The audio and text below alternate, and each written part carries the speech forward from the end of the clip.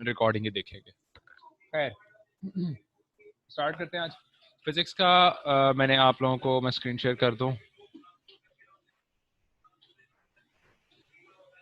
ये क्या चल रहा है?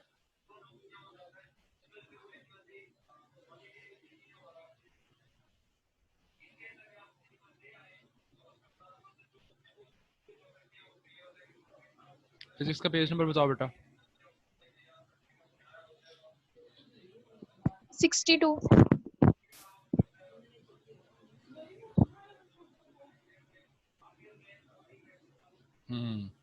ये एक इंपॉर्टेंट लॉन्ग क्वेश्चन है जो आज हम लोगों ने करना है, and that is force due to a current carrying solenoid. सबसे पहले तो आप लोगों को ये पता होना चाहिए कि व्हाट इज अ सोलिनॉइड। एक कंडक्टर वायर हो आपके पास और उस वायर को आपने राउंड कर्ल किया हो तो वो जो एक स्प्रिंग की तरह का स्ट्रक्चर बनेगा, that structure is called as solenoid. मैं थोड़ा सा आपको बना के दिखा देता हूँ, वैसे तो उसने साइड में बनाया हुआ है तो कोई इतनी मसले वाली बात नहीं है। खैर इस तरह से अगर आपके पास ऐसे आपने वायर या उसको कर्ल किया हुआ है तो कर्ल होने के बाद ये जिस फॉर्म में आ गई है ये चीज कहलाएगी हमारे पास सोलिनॉइड। इसको जब हम बैटरी वगैरह से अटैच करेंगे या कुछ भी करें वो आगे हमारा मामला है। तो ये जो डिवाइस बनेगी एक, ये जो एक स्ट्रक्चर बनेगा, this structure is called as solenoid. ठीक है, तो सोलिनॉइड एक long thick tightly bound cylindrical coil of wire है जिसको आप लोगों ने लगाया हुआ है और लाइक इस तरह से मौजूद है। ठीक है, अब आपने क्या किया है, field due to a current carrying solenoid, वही काम जो आप लोग स्टार्ट में अभी इससे कर रहे थे, ये वाला काम जो हम लोगों ने अभी किया था ना। हम लोगों ने देखा कि एक स्ट्रेट वायर या एक स्ट्रेट कंडक्टर है जिसके अंदर से आप करंट पास कर रहे हो, उसके अंदर मैग्नेटिक फील्ड कैसे प्रोड्यूस होती है और उसका एम्पेयर्स लॉ वगैरह वो सारी चीजें हम लोगों ने देखी। सेम यही एम्पेयर्स लॉ हम लोगों ने स्टडी करना है for sake of a solenoid. कि एक सोलिनॉइड जो है जब उसकी शक्ल चेंज हो जाती है, वायर कंडक्टर की शेप चेंज हो जाती है और उसकी शेप सोलिनॉइड की हो जाती है और वो सोलिनॉइड बन जाता है, तो सोलिनॉइड के ऊपर क्या आ जाता है, मतलब लाइक उसका एम्पेयर्स लॉ किस तरीके से चेंज हो जाता है। तो वो सारी चीज आज हम लोगों ने पढ़नी है। इंपॉर्टेंट लॉन्ग क्वेश्चन है, डेरिवेशन इसकी सिंपल सी है, वो आप लोगों ने एक दफा देख लेनी है और वो हो जाएगा फिर। ठीक है, अच्छा अब इसको सोलिनॉइड को आप लोग एक बना लेते हो और बनाने के बाद आप लोग अब देखते हो कि वो किस तरीके से है। तो लेट से मैंने यहाँ पे आपको एक सोलिनॉइड बना के दी है इस तरह से, ये एक सोलिनॉइड है। ठीक है, लेट से ये एक सोलिनॉइड है। हम लोग अभी इसके दो पोर्शंस कंसिडर करेंगे, एक पार्ट इसका ऊपर वाला यानी कि ये वाला पोर्शन और दूसरा इसका नीचे वाला पोर्शन यानी कि ये वाला पोर्शन। तो अगर हम देखें तो ऊपर वाला पोर्शन अगर हम लोग देखें और नीचे वाला अगर हम लोग पोर्शन देखें, लेट से हमारे पास जो करंट की डायरेक्शन इसके अंदर से फॉल करी है, जो इसके अंदर से पास करी है, हम वही वाला देखते हैं। हाँ, करंट लेट से यहां से जा रहा है, ठीक है, यहाँ से इस तरीके से जा रहा है और जाने के बाद ये ऐसे यहाँ से जाएगा, यहाँ से ऐसे फ्लो करता करता करता करता अल्टीमेटली यहाँ से वापस आ जाएगा। ठीक है, तो इसका मतलब ये है कि यहाँ से आपको करंट वापस मिल रहा है और यहाँ से करंट जा रहा है। तो अगर आप देखो ये पूरी सोलिनॉइड के अंदर, तो सोलिनॉइड का मतलब ये है कि सोलिनॉइड से ये करंट बाहर की तरफ को आ रहा है। अगर हम ये ऊपर वाला रीजन देखें, ये वाला ऊपर वाला रीजन देखें, तो इससे हमेशा करंट बाहर की तरफ को आ रहा है। यहाँ से आप यहाँ पे आए, करंट बाहर आया, ये करंट बाहर आया, अगले वाले भी कर्ल पे भी करंट बाहर आया, चौथे वाले कर्ल पे भी करंट बाहर आया और पांचवें कर्ल पे भी करंट बाहर आया। तो हर कर्ल के ऊपर करंट जो है वो बाहर की तरफ को आ रहा है और नीचे वाला अगर आप कर्ल देखो तो अंदर की तरफ को जा रहा है। इसका मतलब ये है कि लोअर पोर्शन के ऊपर जितना करंट है वो सारा का सारा अंदर की तरफ को जा रहा है और जो अपर पोर्शन है उसके अंदर करंट सारा बाहर की तरफ को आ रहा है। इस बात की किसी को समझ ना आई हो? मुझे नहीं आई। नहीं आई? और किसी को?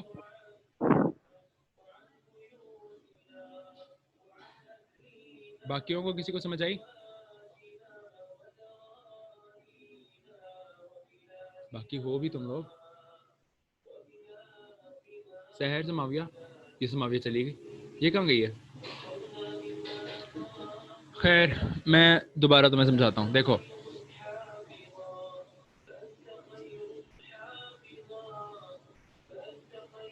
ये लेट से हमारे पास सोलिनॉइड है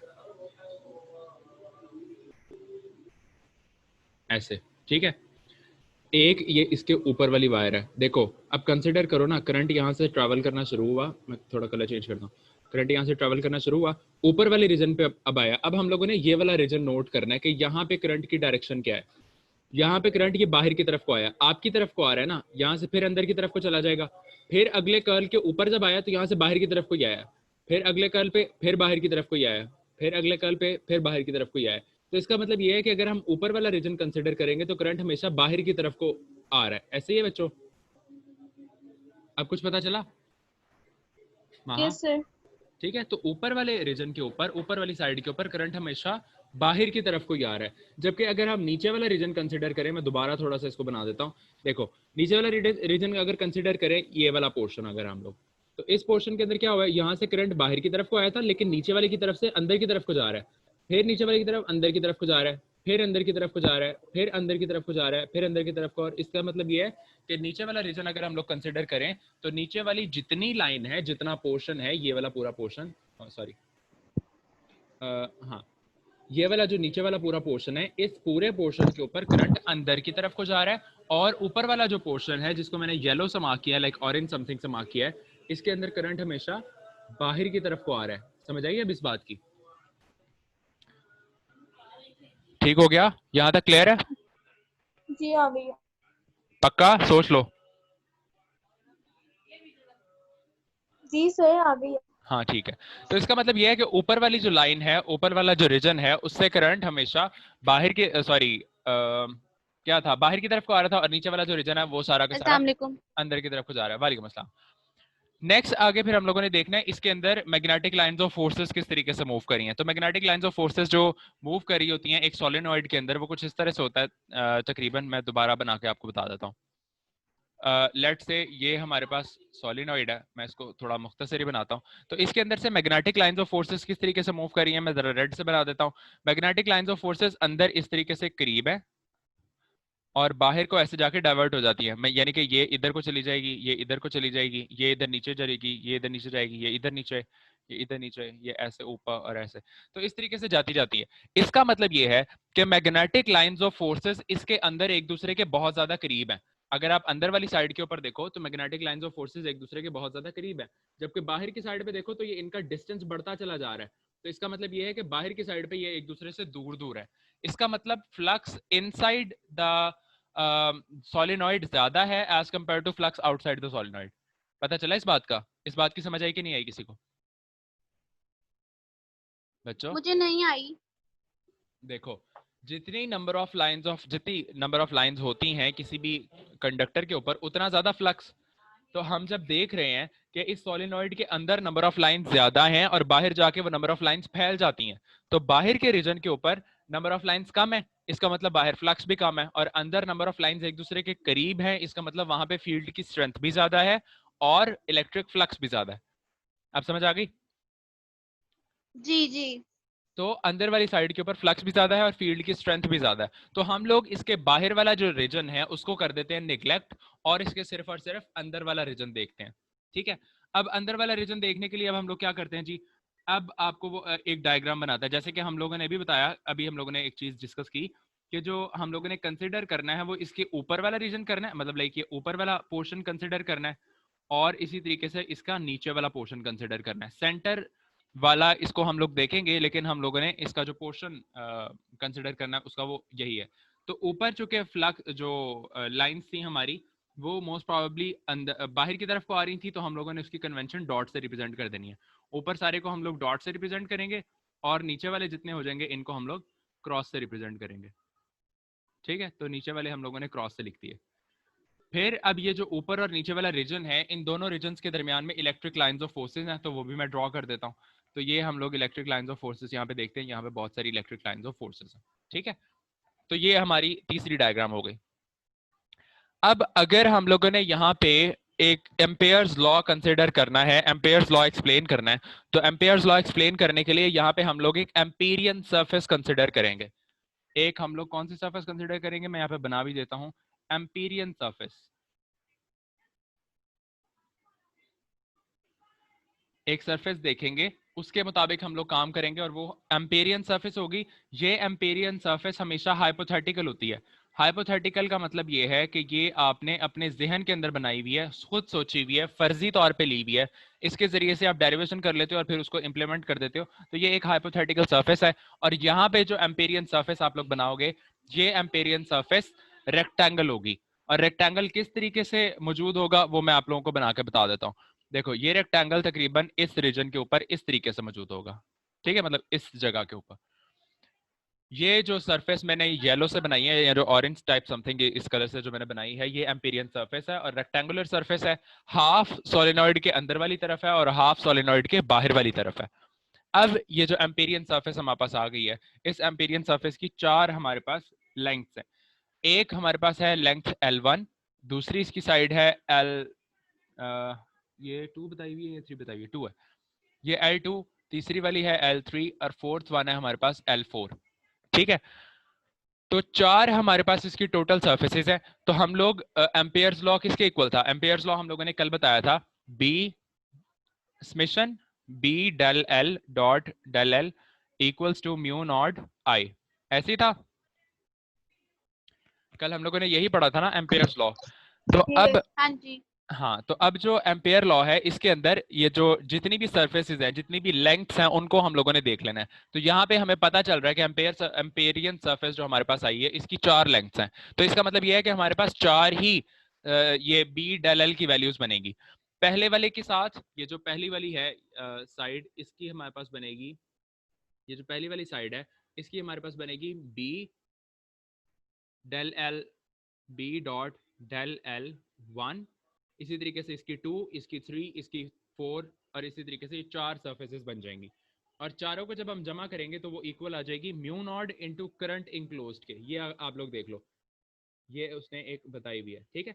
तो समेशन r इक्वल्स टू आई, जहां से हम लोगों ने 1, जहां से हम लोगों ने स्टार्ट किया, और टोटल वैल्यूज थी 4, तो 4 इस समेशन के ऊपर आ गया, b del l into r आ जाएगा equals to mu naught into current enclosed. यही लॉ था जो हम लोगों ने कल कंसिडर किया था। फिर हम लोगों ने इसको जरा ओपन करके लिख दिया कि समेशन के अंदर कितनी वैल्यूज हैं, तो चार वैल्यूज हैं और चारों हम लोगों ने सेपरेटली बता दी, B del L 1 plus B del L 2 B del L 3 plus B del L 4 equals to mu naught into current enclosed. समझ आ गई इसकी? यहां तक पता चल गया? यहां तक किसी का कोई क्वेश्चन हो? No no. तो यहां तक अब हम लोगों ने कर लिया कि हम लोगों ने चारों सरफेस को म्यू नॉट आई के इक्वल कर लिया। अब जैसे ही हम लोगों ने आई के इक्वल कर लिया, अब आगे आ जाती है मजीद इसकी simplification. B dot del L, dot product जब खत्म होता है तो हमारे पास किस चीज का आंसर आता है? डॉट प्रोडक्ट जब हमारे पास खत्म हो जाएगा तो हमारे पास किस चीज का आंसर आएगा भला? कॉस थीटा लिखेंगे हम कि साइन थीटा लिखेंगे? Cos theta. cos theta. Cos theta. तो इसका मतलब ये है कि बी डेल एल के साथ हमारे पास आंसर आएगा कॉस थीटा का। अब मैं यहीं पे कर देता हूं ताकि वो फिर मुझे डायग्राम चाहिए होगी यहाँ पे।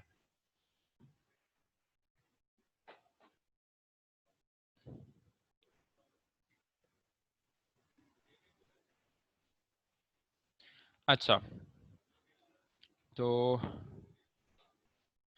देखो B del L cos of angle theta, ये हम लोगों ने निकालना है सबका। पहली वाली, अगर हम लोग पहली वाली को छोड़ो, हम 2 से स्टार्ट करते हैं, बी डेल एल 2 से स्टार्ट करते हैं। जब हम बी डेल एल 2 को देखेंगे तो यहाँ पे अगर आप देखो, ये रही आपके पास मैग्नेटिक फील्ड और ये रही आपके पास लेंथ, इन दोनों के दरमियान एंगल क्या बन रहा है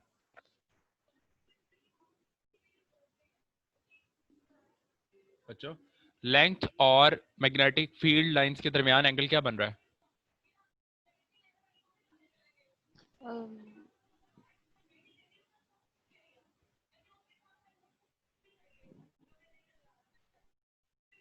बोलो बच्चों।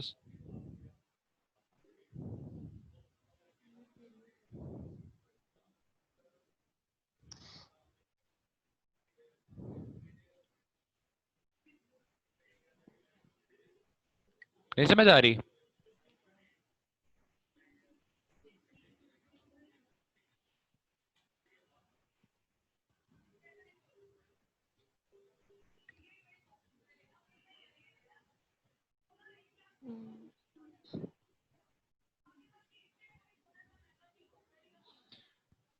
बच्चों ये साफ एंगल आपको पता चल रहा है, ये देखो।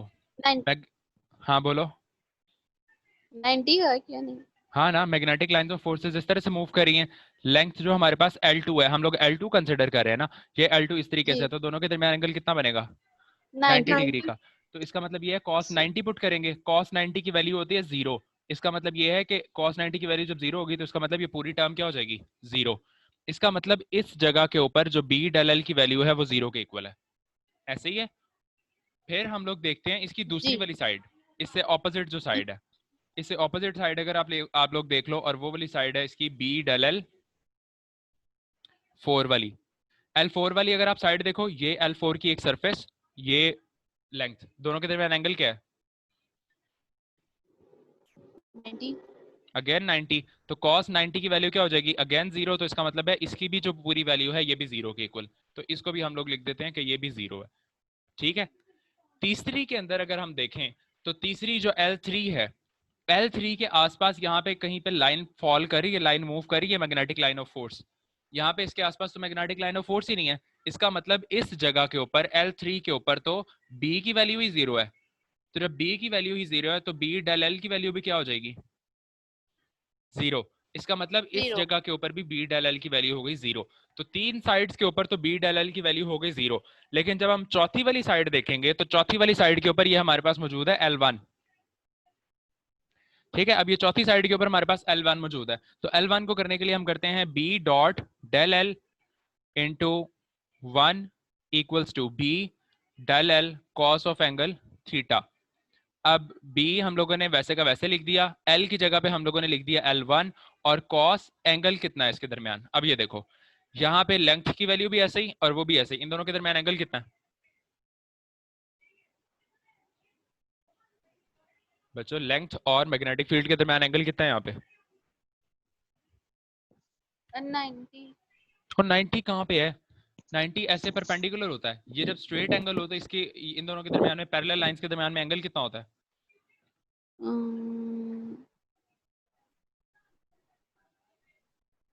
30 नहीं, पता नहीं। शाबाश है, बहुत अच्छे, वेरी गुड। 180। 180 उस केस में होता अगर एक की डायरेक्शन ये हो, एक की डायरेक्शन ये हो, दोनों की डायरेक्शन अगर ऑपोजिट होती है तो एंगल 180 आता है। मान लिया 180 पे एक एंगल इस तरफ जा रहा होता है, एक एंगल इस तरफ जा रहा होता है, इन दोनों के दरमियान 180। और अगर एक यहाँ पे जा रहा है और दूसरा भी यहीं पे जा रहा है तो क्या एंगल होगा इनके दरमियान, 0। 0। तो इसका मतलब ये है कि दोनों लाइंस जब पैरेलल हैं और दोनों की डायरेक्शन भी सेम है तो उस वक्त इन दोनों के दरमियान जो एंगल है दैट इज 0। तो cos यहाँ पे 0 पुट करेंगे, और cos 0 की वैल्यू किसके इक्वल होती है, 1। यस। तो BL1 इंटू 1, तो हमारे पास आंसर किसके इक्वल आ जाएगा, BL1 के। और फिर अगले स्टेप में हम लोग क्या करते हैं, हम ये चारों B del L की वैल्यूज को ऐड करते हैं ना, तो इसके अंदर 3 del L की वैल्यूज तो 0 है, तो सिर्फ और सिर्फ किसके इक्वल है, चौथी वाली के इक्वल। तो इसका मतलब ये है कि हमारे पास जो लॉ बनेगा अल्टीमेट, वो लॉ हमारे पास कुछ इस तरह से बनेगा कि BL1 equals to mu naught I। ऐसे ही बनेगा कि नहीं, किसी को इस टर्म पे कोई एतराज हो, पैरेलल लाइन से जरा दोबारा समझाओ। जब भी दो लाइंस पैरेलल होती है ना, D है तुम्हारे पास आसपास, क्या नहीं है, माशाल्लाह, कुछ होना भी चाहिए ना ये तुम्हारे पास, बता दो ना। कोई हाल नहीं तुम्हारा। D अगर आप लोग देखो, ये उसकी ऐसे D बनी होती है, माशाल्लाह। उफ। क्या हो गया, ये ऐसे जो एंगल होता है यहाँ पे उसने 0 लिखा होता है, यहाँ पे 180 लिखा होता है। तो अगर मैंने यहाँ पे इस पॉइंट के ऊपर 0 डिग्री का एंगल बनाना होगा तो मैं ये 0 डिग्री का एंगल ये बना दूंगा। फिर इसी के ऊपर मैंने एक और 0 डिग्री का एंगल बनाना है तो वो ये बनाऊंगा, तो इन दोनों के दरमियान एंगल क्या है, 0। तो इसका मतलब ये 0। हुआ कि दो लाइंस जब पैरेलल होती हैं तो उनके दरमियान एंगल हमेशा 0 होता है। समझ में आई कुछ, हाँ जी, लग गई है। शुक्र। तो जब दो लाइंस पैरेलल होंगी तो उनके दरमियान एंगल हमारे पास 0 का हो जाता है। शाबाश है, सारा काम गया। तो खैर वो 0 का होता है हमारे पास उसका दोनों के दरमियान का एंगल। तो इसी तरीके से अब मैंने आपको बताया, जब हम लोग देख रहे थे कि उसके अंदर वो 4 सरफेसेस थे ना, एक सेकेंड, ये देखो, ये इस गुम तरह हो से, गया, अब नहीं आना। सुनो अब इधर, इसकी 4 सरफेसेस थी। 4 सरफेस के अंदर से हम लोगों ने देखा यहाँ पे और यहाँ पे, तो यहाँ पे इन दोनों के दरमियान एंगल 90 डिग्री का बन रहा था। 90 डिग्री का एंगल बनने की वजह से यहाँ पे हो गई 0 और यहाँ पे भी हो गई 0। बाहर जो कि मैग्नेटिक फील्ड ही नहीं थी, यहाँ पे मैग्नेटिक फील्ड ही नहीं थी, इसका मतलब यहाँ पे भी 0 हो गई। चौथी वाली की जब हम लोगों ने कैलकुलेट की तो आंसर आया BL1। तो हम लोगों ने अभी फॉर्मूला पढ़ा था न्यूटन्स लॉ का कि हम लोग क्या करते हैं, B del L1 plus B del L2 plus B del L3 plus B del L4, इन सबको ऐड करते हैं तो आंसर हमारे पास म्यू नॉट I के इक्वल आता है। ठीक है ना। तो हमारे पास जब ये वाली टर्म भी जीरो, ये वाली टर्म भी जीरो, ये वाली टर्म भी जीरो, तो हमारे पास इसका आंसर आया था BL1 के इक्वल। तो इसका टोटल आंसर किसके इक्वल आ जाएगा, BL1 equals to mu naught I के। ठीक है। तो हमारे पास इसका आंसर क्या आ जाएगा, BL1 equals to mu naught current I। ये हम लोगों ने लिख दिया BL1 equals to mu naught into current enclosed. ठीक है। तो यहां तक किसी को कोई एतराज हो बच्चों? हमें भला एतराज हो सकता है? चलो, इसके बाद आप लोगों ने क्या करना है, इसके बाद आप लोगों ने देखना है कि वो कह रहा है कि आप लोगों ने क्या करना है, कंसिडर रेक्टेंगल सरफेस आप लोगों ने कर ली। फिर वो आपको कहता है नंबर ऑफ टर्न्स पर यूनिट लेंथ के मुताबिक आप लोगों ने इसको करके बताना है। तो नंबर ऑफ टर्न्स पर यूनिट लेंथ करने के लिए आप लोग क्या करते हो, NL1 से मल्टीप्लाई कर देते हो। हमारे पास इक्वेशन जो बनी हुई थी वो कौन सी थी, मैं दोबारा बता दूं। हमारे पास जो इक्वेशन बनी हुई थी, इक्वेशन फाइनल जो अभी हमारे पास आई थी, that was BL1 equals to mu naught I। यही इक्वेशन थी। फिर हम लोगों ने क्या करना है, इसके इस तरफ, चूंकि वो कह रहे हैं कि नंबर ऑफ टर्न्स जितनी है ना उसकी, अब वो जो सॉलिनॉइड है हमारे पास उसके अंदर ये नंबर ऑफ टर्न्स भी तो हैं, कितने इसके अंदर ये कर्ल्स हैं, ये नंबर ऑफ टर्न्स यहाँ पे मैटर करती है, जाहिर सी बात है। तो फिर हम लोग यहाँ पे N into L1 number of turns पर यूनिट लेंथ हम जब मल्टीप्लाई कराएंगे तो हम लोग वो लिख देंगे कि टोटल नंबर ऑफ टर्न्स किसके हैं।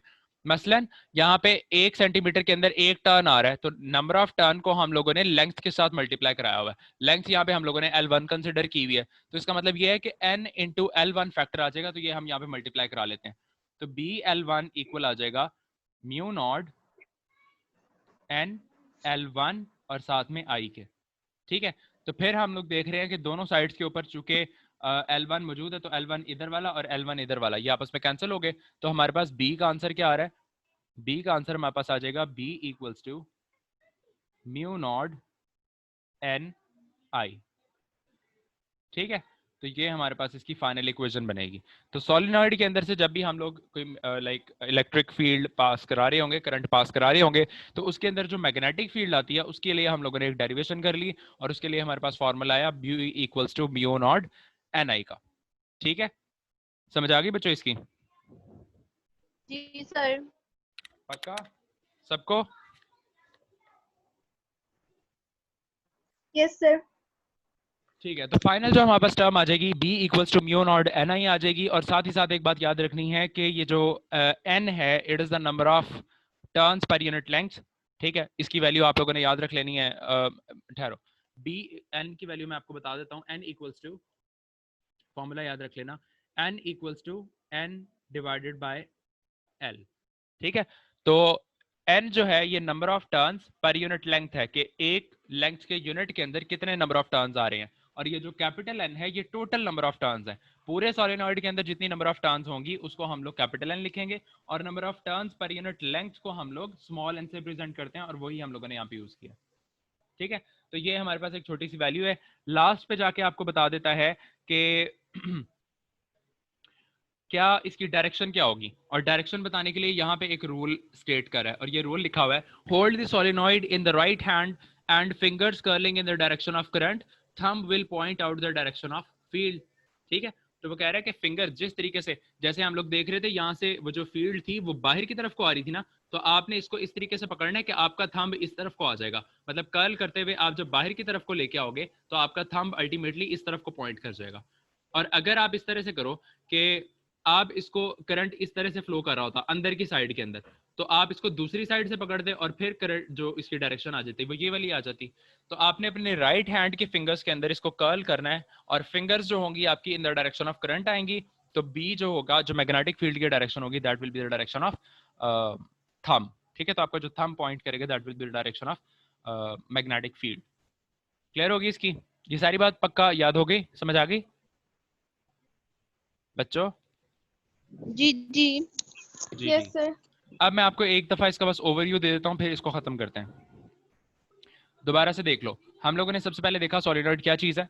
सॉलिनॉइड के अंदर हम लोगों ने देख लिया कि इस तरीके से एक कर्ल हुई हुई वायर है, बहुत ही टाइटली उसको वाउंड किया हुआ है, और वो बस इस तरह से कर्ल हुई है, दोनों तरफ आप लोगों ने कोई सोर्स ऑफ करंट लगा दिया। फिर हम लोगों ने देखा कि इसके अंदर फ्लक्स कहाँ कहाँ पे है। तो फ्लक्स देखने के लिए हम लोगों ने क्या किया, फ्लक्स देखने के लिए हम लोगों ने देखा कि इसके अंदर वाली साइड पे, अब ये वाली डायग्राम देखो, अंदर वाली साइड पे मैग्नेटिक लाइंस ऑफ फोर्सेस बहुत ज्यादा थी और बहुत करीब करीब थी। ज्यादा होने का मतलब ये है कि फ्लक्स अंदर ज्यादा है, और करीब करीब का मतलब ये है कि यहाँ पे मैग्नेटिक फील्ड स्ट्रेंथ भी ज्यादा है। तो अंदर की साइड में मैग्नेटिक फील्ड स्ट्रेंथ भी बहुत ज्यादा है, और साथ ही साथ यहाँ पे मैग्नेटिक लाइंस ऑफ फोर्सेस हैं भी ज्यादा, तो फ्लक्स भी ज्यादा है। तो फ्लक्स भी ज्यादा और मैग्नेटिक फील्ड स्ट्रेंथ भी अंदर ज्यादा। बाहर की साइड पे फ्लक्स भी कम और मैग्नेटिक फील्ड स्ट्रेंथ भी कम। ठीक हो गया। तीसरी बात हम लोगों ने देखी कि इसके ऊपर वाले रीजन से करंट जो था वो बाहर की तरफ को आ रहा था, और नीचे वाले रीजन से ये अंदर की तरफ को जा रहा था। तो ऊपर वाले सारे रीजन को, जैसे यहाँ पे पॉइंट आउट हुआ है कि ऊपर वाले सारे रीजन को उसने डॉट से शो कर दिया, और नीचे वाले सारे रीजन को उसने क्रॉस से शो कर दिया। ठीक है। और सेंटर में लाइंस उसी तरीके से पास कर गई। जैसे ही लाइंस पास कर गई तो फिर हम लोगों ने एम्पेयर्स लॉ प्रूव करने के लिए यहाँ पे एक एम्पेरियन सरफेस कंसिडर की, और वो एम्पेरियन सरफेस इसने यहाँ पे बनाई हुई है। वो एम्पेरियन सरफेस एक रेक्टेंगल है, और रेक्टेंगल हाफ इसके अंदर वाली साइड पे है और हाफ इससे बाहर वाली साइड पे है। फिर हम लोगों ने इन चारों साइड्स के ऊपर पढ़ा कि चारों साइड्स के ऊपर बी डेल एल की वैल्यू क्या है। तो इस साइड के ऊपर और इस साइड के ऊपर बी डेल एल की वैल्यू 0 हो गई थी। क्यों 0 हो गई थी? क्योंकि हम लोगों ने देखा कि दोनों एक दूसरे के साथ परपेंडिकुलर थे, 90 डिग्री के एंगल पे थे, और cos 90 की वैल्यू 0 थी। तीसरी वाली साइड अगर हम देखें, ऊपर वाली साइड, तो इस ऊपर वाली साइड के ऊपर बी की वैल्यू 0 थी, चूंकि मैग्नेटिक फील्ड इसके अंदर ऑलमोस्ट 0 थी। तो इसका मतलब यह है कि यहाँ पे भी बी डेल एल की वैल्यू हो गई 0। पीछे हमारे पास बची the one and only last वाली साइड, ये वाली जो साइड है, इसको फिर हम लोगों ने देख लिया। तो हम लोगों ने B L1 cos of angle 0 put करके देखा, तो हमारे पास इसका आंसर आ गया BL1 के इक्वल। ठीक है। तो बी डेल एल की जो हमारे पास वैल्यू बनी वो इसी के इक्वल आ गई। ठीक है। तो बी डेल एल के इक्वल आ गई। तो फिर हम लोगों ने BL1 इक्वल कर दिया म्यू नॉट आई के। लास्ट पे हम लोगों ने यहाँ पे नंबर ऑफ टर्न्स वाला फैक्टर डाला, तो mu naught n into L1 आ गया, L1 L1 से कैंसिल हो गया, तो B equals to mu naught ni हमारे पास इसका फाइनल फॉर्मूला बन गया। तो जो अल्टीमेट फॉर्मूला हम लोगों ने डिराइव किया है, that is equals to B equals to mu naught ni, जहां पे n जो है it is number of turns पर यूनिट लेंथ। ये नंबर ऑफ टर्न्स पर यूनिट लेंथ, तो ये हमारे पास फाइनल वैल्यू आ जाएगी। समझ आ गई बच्चों इस चीज की? ठीक है। Yes sir. Yes sir. और लास्ट पे आप लोगों ने इसकी डायरेक्शन देख ली। तो डायरेक्शन के लिए आप लोग अपनी फिंगर्स को कर्ल करोगे अगेंस्ट सोलिनॉइड। जिस तरह से करंट बह रहा है उसी तरीके से आप अपनी फिंगर्स कर्ल करोगे, तो जो आपकी थंब की डायरेक्शन आएगी राइट हैंड के, that will be the direction of magnetic field. ठीक। अब सबको क्लियर हो जी गया ये? ठीक है। ओके। जी ठीक हो गया। अच्छा अच्छा, ठीक है ठीक है। तो ये आप ठीक लोगों ने है। डेरिवेशन भी कर लेनी है, हेडिंग्स के साथ एक अच्छा सा प्यारा सा लॉन्ग सही है, क्वेश्चन बना लूंगा लेना। ना। जी जी, ये लॉन्ग ठीक क्वेश्चन है है और ठीक है इंपॉर्टेंट लॉन्ग क्वेश्चन है। ये आप लोगों ने बना के रख लेना। फिर इंशाल्लाह अब नेक्स्ट वीक ये हम लोग force on a moving charge करेंगे स्टार्ट। तो और हाँ सच, मुझे एक बात बताओ कि केमिस्ट्री का तुम लोगों ने टेस्ट कब देना है? मंडे को ना मोस्ट प्रोबेबली। सर अभी ना नहीं लो, क्योंकि वो बहुत लंबा है, अभी उसमें से काफी चीजें दोबारा आपसे समझनी भी हैं। तो अभी समझो। आज रात को या कल जो है ना, सारा दिन बैठ के उसे देखना है। उसे देखने के बाद फिर आपको मंडे को बताएंगे टेस्ट, कब दे। मंडे को टेस्ट हो जाएगा नहीं, ना? मंडे को टेस्ट, फिर मंडे को टेस्ट। क्यों? वेडनेसडे या थर्सडे को ले लें।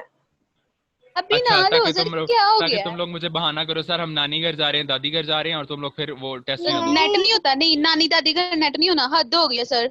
नहीं, मुझे पता है ना। हाँ नहीं तो खुद बता रहे हो। कोई नहीं, देंगे। अच्छा, सोचेंगे। ज्यादा से कल ज्यादा भी। देखेंगे, कल सारा हो जाएगा। ठीक है, समझना भी है कुछ आपसे। हाँ तो हाँ। सारा हो जाएगा तो फिर दे देंगे, नहीं अगर फिर भी कोई कमी पेशी रही फिर भी हम दे देंगे, ट्यूसडे को देंगे या थर्सडे को। ट्यूसडे को ट्यूसडे ज्यादा को वेडनेसडे दे सही होगा। देंगे। जी। नहीं वेडनेसडे को। कल वेडनेसडे नहीं, जुमेरात को देंगे सर। हाँ हाँ सही है, ताकि तुम लोग बहाना मारो और नहीं, निकलो। बड़ी और तुम तेज। नहीं नहीं बहाना नहीं, बजता मुझे नहीं सर पता। जी। नहीं, मैं नहीं मानता। हफ्ते को तो ईद है, जुम्मे को है ना, नहीं ना कुछ नहीं होता, जुमेरात को दे देंगे। देख लो, सोच लो, ड्रामे ना करना। मुझे भी तो नहीं ड्रामा करती, मुझे भी तो थोड़े से दिन रह गए हैं, मुझे भी तो दे दो ना थोड़े दिन। और मलाइका ने मेरी किताबें भी भेज दी हैं। हाँ वो मैं देने आ जाऊंगी। हाँ जी, हर सूरत देने आना वो। हाँ जी मैं जरूर देने आऊंगी। हाँ ठीक है। अच्छा, तो खैर ये अब हो अच्छा गया। फिर कब लोगे जुमेरात को? ठीक है ना सर, जुमेरात को? नहीं नहीं, जुमेरात काफी लेट चले जाता बेटा, सर बुध मेरी को करो। बात सुनो, कल करेंगे ना, कल करेंगे ना, तो देखेंगे कुछ आपसे समझेंगे भी। अगर फिर भी कमी पेशी रहेगी तो आपको कल फाइनल बता देंगे या मंडे को कब देंगे टेस्ट। चलो ठीक है, सोच लेते हैं। वो है उन ना? दोनों को भी कहना अक्सर सब बार भी टेस्ट देना है। सर मैं कैसे को, उनको कुछ भी नहीं अभी समझ आई, उनका नेट भी नहीं आ रहा। एम ड्रामे कर रही हैं वो, चंद एमबीज की फाइल होती है, ड्रामे वो नहीं कर यूट्यूब रही, से उनका डाउनलोड नहीं कर आ लो। रही।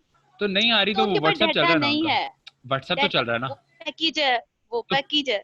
तो भाईजान पैकेज के ऊपर ही मैं कह रहा हूँ कि चंद एमबीज हैं उसके, वो जो वीडियो है वो हाँ यूट्यूब के ऊपर मैं इसीलिए अपलोड कर देता हूँ कि वो एमबीज उसके रिड्यूस हो जाते हैं, तो वो इजीली वहां से डाउनलोड करके तो देखी जाए। मैं दोबारा कहूंगी उसे, खैर उसने कहना मुझे काफी समझ नहीं आई, उसे कहूंगी कि जितने हो जाएंगे वो कर ले। हाँ कहना उसको भी। अच्छा खैर, हम्म, तो इसके बाद अब हम लोग दूसरा कर लेते हैं, कौन सा और हमने करना है? बायो। बायोलॉजी। मीटिंग का टाइम खत्म, तो तुम लोग ऐसा करो, बंद होके वापस आ चलो जाओ, ओके, अल्लाह हाफिज़। जल्दी से आ जाओ, लेट नहीं करना आज।